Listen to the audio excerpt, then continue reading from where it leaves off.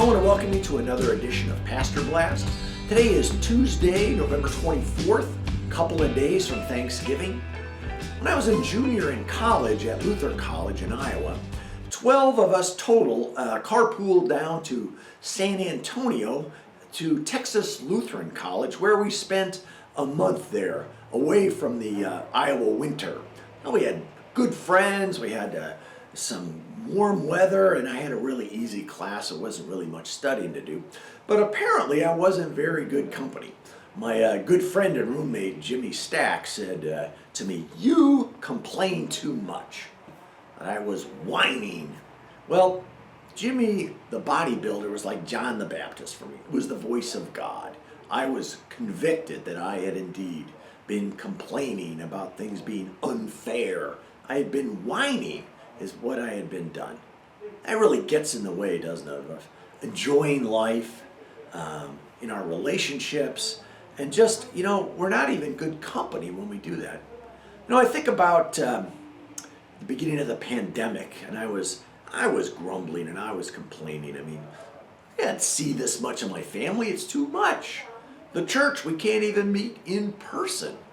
And I can't go on my big Mediterranean cruise we've been planning and trying to do. The Y's closed. So what am I going to do for exercise? A lot of complaining and whining. Well, finally, a couple of months into it, I got a little more perspective. And I started to think, I don't know that I've ever felt so close to my own family. Spending this time together has been healthy, stressful, but healthy. And as to that, the fact that church couldn't meet in person, well, we've innovated. We did drive-up church. We've tried some in-person church with restrictions, but the church is hanging together. And the Y might be closed, but I started walking, which is not only good for the body, but it's good for the soul. I did a whole lot of praying. And finally, I couldn't go on that big Mediterranean cruise I wanted to do, but it didn't break our bank either.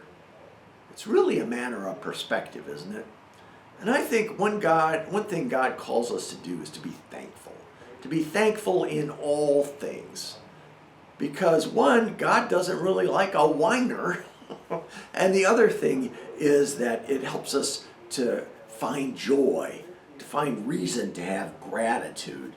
And when we're complaining, we don't understand that so many things we get every day are in fact miracles. To wake up in the morning after a good night's sleep. Lord, I've been sleeping the best I have in the last couple of months that I have in years.